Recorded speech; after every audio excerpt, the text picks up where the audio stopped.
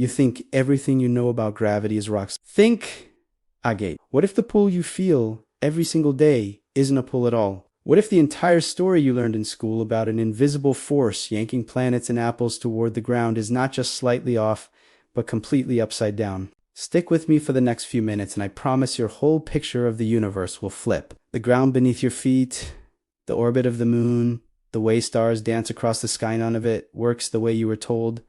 This isn't some wild theory. It's the truth that top physicists have known for over a century. If your mind is already racing and you want more jaw-dropping science that rewires how you see reality, hit that subscribe button right now. Join thousands of curious people who refuse to accept the simple answers. Let's dive in, because once you truly get this, nothing looks the same. Stand up for a second if you can. Feel that pressure on the soles of your feet. That's your weight, right?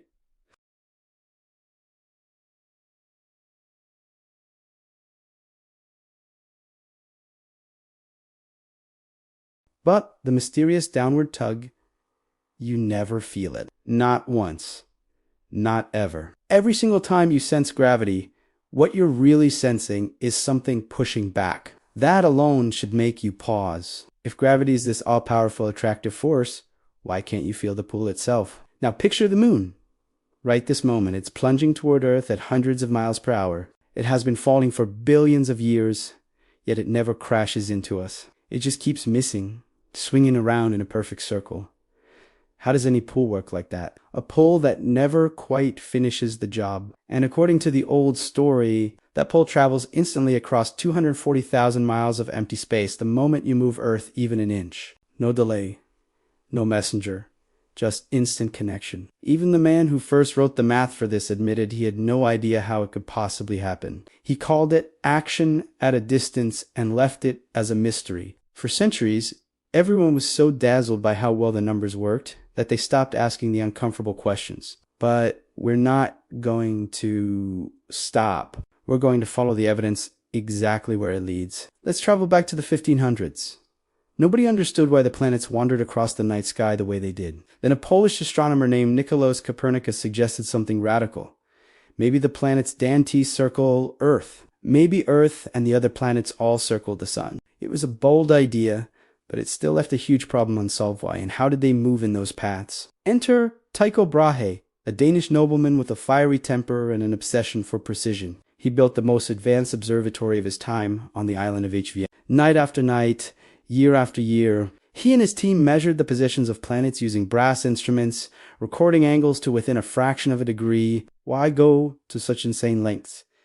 Because guessing isn't science. Real understanding begins with raw, honest data. Tycho's mountain of measurements eventually reached a young mathematician named Johannes Kepler. Kepler was convinced the orbits had to be perfect circles after all. Circles were the most divine shape. He spent years trying to force the numbers to fit. But when he plugged in the data for Mars, the predictions were off by 8 tiny arc minutes, less than 1/7 of a degree. Most people would have shrugged and blamed a measurement error. Not Kepler. He knew Tycho's work was flawless, so he scrapped years of effort and started over. After grueling calculations, he discovered the truth. Planets move in ellipses, with the sun at one focus. The numbers matched perfectly. It was elegant, but it immediately raised a deeper puzzle. Why ellipses? What force could possibly shape paths like that? At the same time, an Italian genius named Galileo Galilei was rolling balls down ramps in his laboratory. Simple, right? But those experiments overturned centuries of wrong ideas. Roll a ball down an inclinate, speeds up, roll it onto a flat surface, and if you could remove every bit of friction, it would keep rolling forever at the same speed in a straight line. Motion doesn't need a continuous push to continue. In fact, the natural state of anything moving is to keep going straight forever unless something interferes. That idea, cold inertia, flipped the old thinking on its head. People used to believe objects naturally come to rest. Galileo showed that rest is not special. Straight line motion at constant speed is the default. What needs explaining is any change in speed or direction. Planets, then, should fly off in straight lines through space. But they don't. Their paths curve continuously toward the sun. Something must be bending those paths every single instant. Enter Isaac Newton. He saw the connection with stunning clarity. Objects want to move straight, that's inertia. But planets curve. Therefore, some influence must constantly deflect them. Newton called that influence gravity a universal attraction between any two pieces of matter. The strength depends on the masses involved and drops off with the square of the distance between them. With this single rule, suddenly everything clicked. Elliptical orbits. They read the natural result of falling toward the sun while moving sideways fast enough to keep missing it. The moon orbits Earth the exact same way it's falling, but its sideways speed turns the fall into a circle. An apple drops from a tree for the identical reason, just on a smaller scale. Newton even did a beautiful calculation to prove it. He figured out how far the moon falls toward Earth in 1 second because of its curved path. Then he compared that to how far an apple falls in 1 second at Earth's surface. When he accounted for the greater distance to the moon, the numbers matched exactly. The same force that pulls an apple also holds the moon in orbit.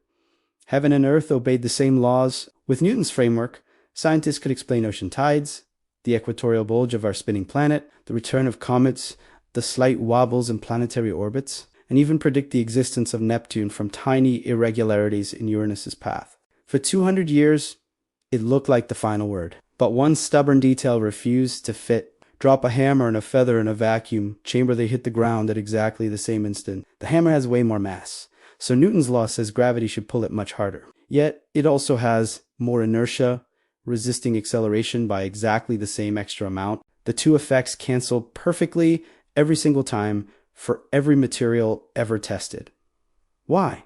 Newton had no explanation. He simply accepted that gravitational mass and inertial mass are always exactly proportional. It was an astonishing coincidence that made the math work, but it felt like a clue hiding in plain sight. Then came Albert Einstein in the early 1900s. He asked a simple but revolutionary question. What if that perfect equality isn't a coincidence at all? What if it's telling us something profound about the nature of gravity itself? Einstein imagined a sealed room with no windows. Inside, you feel normal weight pressing you to the floor.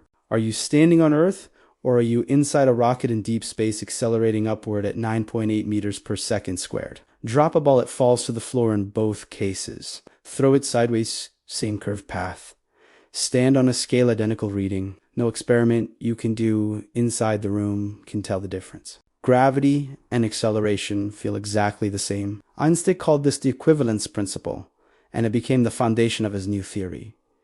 Here's where everything changes. If you truly cannot distinguish gravity from acceleration, maybe they are the same thing. Maybe what we call standing still on Earth is actually a constant upward acceleration. Objects in free fall, the fallen apple, the orbiting moon, astronauts floating in the International Space Station are not being pulled by any force. They are moving naturally, following the straightest possible paths through space. But if they're not accelerating, why does the apple reach the ground? Because space itself is curved. Einstein's insight was breathtaking. Gravity is not a force reaching out across space. Gravity is the curvature of space and time caused by mass and energy. Massive objects don't pull on other objects. They warp the geometry around them. The apple isn't being yanked downward. It is simply traveling along the straightest line possible in a space-time that has been bent by Earth. Standing on the ground are the one who is not following the natural path. The ground is pushing you upward, forcing you off the trajectory you would otherwise follow. That upward push is the only real force you feel. That is your weight. Einstein made a concrete, testable prediction. If gravity is curvature of space itself, then even light, which has no mass, should follow those curves and bend when it passes near a massive object. During the total solar eclipse of 1919, British astronomers traveled to Principe off the coast of Africa and to Brazil. They photographed stars near the edge of the eclipsed sun. When they compared the positions to photographs taken months earlier, the stars appeared shifted exactly by the amount Einstein had calculated. Starlight had been bent by the sun's gravity. Decades later, we see the same effect magnified across the cosmos gravity, where entire galaxies distort the light from even more distant objects behind them, creating Einstein rings and multiple images. It's direct proof that space itself is warped. Think about astronauts orbiting hundreds of miles above Earth. The gravitational pull at that altitude is still about 90% as strong as it is on the surface. So why do they float? They're not in zero gravity. They in free fall. Their spacecraft is falling toward Earth at the same rate they are, while their enormous sideways speed, 17,500 miles per hour, keeps them constantly missing the planet. Everything inside the capsule falls together, so there is no relative force. It feels exactly like floating in deep space. That is the equivalence principle in action. Free fall in a gravitational field is indistinguishable from floating freely with no gravity at all. Now, consider why Earth is round in the first place. It is not that some mysterious force is sucking everything toward the center like a giant vacuum cleaner. It's that the spacetime around Earth's mass is curved equally in all directions. Every atom of rock, every drop of water, every molecule of air is trying to follow the straightest possible path through that geometry. When matter follows those paths from every direction at once, the only shape that satisfies the condition is a sphere. Earth is round because that's a natural consequence of matter obeying curved space. An ant crawling on a globe thinks it's walking in a perfectly straight line, yet from our perspective it traces a curve. The same thing happens to everything near Earth, except the curvature is in four-dimensional spacetime, not just the two dimensions of a globe. Massive objects create dips and wells in this fabric. The sun sits at the bottom of a deep well. Earth sits in a shallower one. You and I create tiny, almost undetectable dents. Anything moving nearby simply follows the contours of those wells. The moon orbits because the straightest path available to it in curved spacetime is a closed loop. An apple falls because, in the geometry near Earth's surface, straight ahead through time points toward the center of the planet. When you stand on the ground right now, only one force acts on you, the floor pushing upward. In Newton's picture, gravity pulls down and the floor pushes up in balance. In Einstein's picture, there is no downward pull. You are being accelerated upward by the ground, away from the natural freefall path you would otherwise follow. The moment the branch holding an apple snaps, that upward push disappears. The apple is suddenly free to travel along its natural geodesic in spacetime. It doesn't accelerate downward. It simply stops being forced off course. Falling is the natural, effortless state. Standing still requires constant effort from the ground beneath you. This geometric view doesn't just explain everyday things. It unlocks the most extreme objects in the cosmos. Take a massive star after it burns through its nuclear fuel. The outward pressure from fusion vanishes. The star's own mass curves spacetime so steeply that nothing can resist the inward collapse. If the star is large enough, it squeezes past the neutron star stage into a region where spacetime curves so sharply that every possible path leads inward even paths for light. That boundary is the event horizon of a black hole. We can't see inside, but we see the effects. Superheated gas, spiraling inward, glowing brilliantly before it crosses the horizon forever. In 2019, the Event Horizon Telescope gave us the first direct image of a black hole S-shadow. In 2022, we saw the one at the center of our own Milky Way. These pictures are not science fiction. They are the geometry Einstein predicted, captured by radio telescopes on Earth.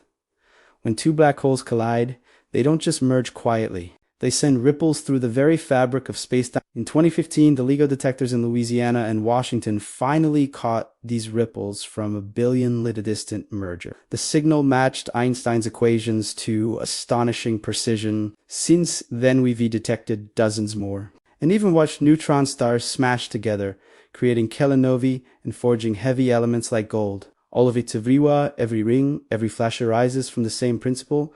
Mass tells spacetime how to curve, and curved spacetime tells matter how to move. Even tiny effects that Newton couldn't explain now make perfect sense. Mercury's orbit precesses by 43 arcsecons per century more than Newton's law predicted. Einstein's equations account for that extra shift exactly, because the curvature near the sun is stronger than the old theory allowed. Today, GPS satellites must correct for both the slower passage of time higher in Earth, as gravitational well, and the faster passage due to their orbital speed. Without general relativity baked into the software, your phone's navigation would drift by miles every day. The theory isn't just abstract beauty. It keeps planes in the air, satellites in orbit, and you from getting lost on the way to the grocery store. Yet for all its power, Einstein's description is still incomplete. At the heart of a black hole, curvature becomes infinita singularity, where our equations break down, and when we try to combine general relativity with quantum mechanics, the math screams in protest. That tension is where the next revolution waits. String theory, loop, quantum gravity, and other ideas are reaching for a deeper layer perhaps. Spacetime itself emerges from something even more fundamental. But even without those answers, the picture we already have is breathtaking. Let's pause and look around with fresh eyes. The ground pushing against your feet right now is the only real force you feel. The moon is not being pulled. It is coasting along a straight line in a universe whose geometry Earth has gently bent. The sun is not reaching out with invisible hands to hold planets. It is simply warping the road that everything travels. When two galaxies collide, their stars rarely smash because space is so vast. But the space-time ripples they create can be felt across billions of light. Everything we see, from the smallest raindrop to the largest cluster of galaxies, is following paths dictated by curvature woven by mass. Newton's equations still work beautifully for almost everything we do on Earth or in the solar system. We use them to land robots on Mars, predict eclipses centuries ahead, and calculate the trajectories of spacecraft. They are practical, elegant, and accurate enough for most purposes. But they describe what happens without telling us why. Einstein gave us the why geometry. Mass shapes space-time, and space-time guides motion. When you step on a bathroom scale, you are not measuring a mysterious downward attraction. You are measuring how fiercely the scale must push to keep you from following the natural curve that would carry you straight toward Earth's center. When you watch a child on a swing, the arc is not caused by force tugging downward at every point. The child is moving inertially through space-time that Earth has curved. The chains simply redirect the path into a repeating loop. When you see the Milky Way arching across the dark sky, you are looking at hundreds of billions of stars whose collective mass has sculpted an enormous gravitational well that keeps the galaxy spinning like a cosmic pin. This understanding doesn't diminish wonder, it multiplies it. The universe is not a stage with actors being jerked around by invisible strings. It is a single, seamless fabric where matter and geometry dance together in perfect harmony. The apple falls because falling is the straightest path available. The moon orbits because orbiting is the straightest path available. You feel weight because the Earth beneath you refuses to let you follow your own straightest path. Once you internalize that single idea, the cosmos stops feeling like a collection of separate objects, obeying arbitrary rules, and starts feeling like one elegant, interconnected whole. And yet the story isn't finished. Every new observation, gravitational waves, black hole shadows, precision measurements of light, bending around distant galaxies keeps confirming that Einstein was right. At the same time, each confirmation reminds us how much further we have to go. What happens inside a singularity? Does spacetime have a quantum texture? Is gravity itself an emergent phenomenon from deeper entanglement? The questions are bigger than ever, which is exactly why science is so thrilling. So the next time you step onto a scale and see a number pop up, remember, you are not measuring a force pulling you down. You are feeling the ground accelerate you upward through curved space. The next time you see the moon rising, remember it is not being held by invisible threads. It is coasting, forever falling, forever missing. Along the straightest line, a bent universe allows. And the next time you look up at the stars, remember that every twinkle is a reminder that mass and geometry are writing the laws of motion across the fabric of reality itself. Gravity is not a force. Gravity is geometry. And that simple shift in perspective turns the ordinary world into something profoundly, beautifully strange. If your brain is buzzing right now and you finally see why the universe looks different once you understand what gravity really is, do me a huge favor. Smash that like button so more people discover this mind-bending truth. Drop a comment below and tell me, which part surprised you the most? The fact that you being accelerated upward right now, or that the moon is constantly falling? And if you want to keep learning the real stories behind the forces that shape everything, subscribe right now and turn on notifications. We've got more videos coming that will challenge everything you thought you knew. Thanks for watching, and I'll see you in the next one where we go even deeper into the fabric of the cosmos.